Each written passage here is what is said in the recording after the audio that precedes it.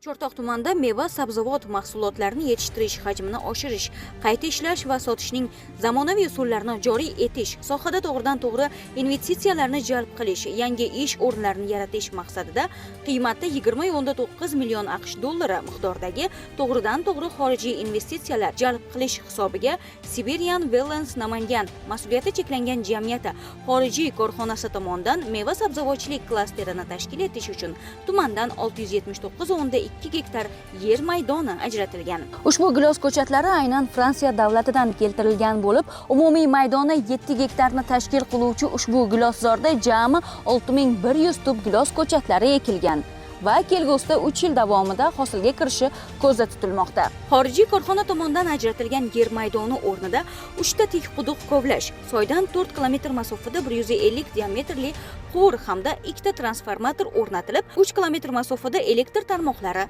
tortilgan. Shuningdek, 100 gektarlik maydonda yer tayyorlash ishlari olib borilgan. Intensiv bog'ning 3 gektarlik maydoniga aynan topinambur, ya'ni yer noka o'simligi ekilgan bo'lib, bu o'simlik qandli diabet kasalligiga davo hisoblanadi. Bundan tashqari mazkur yer maydonlarida tomchilatib sug'orishni tashkil etish ko'zda tutilgan.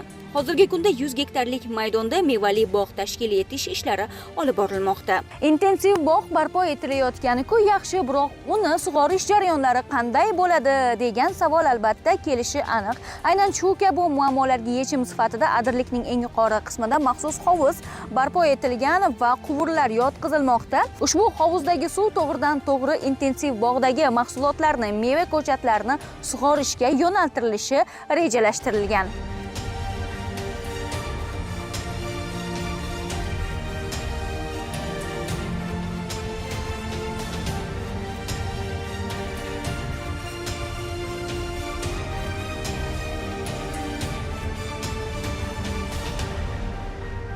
Aslida Chortoq tumanida bu kabi investitsiya dasturi asosidagi loyihalarning sanog'i ko'p. Biz sizga ayrimlarini ko'rsatmoqdamiz xolos. Bizni kuzatib boring, eng so'nggi yangiliklarni sizga yetkazamiz.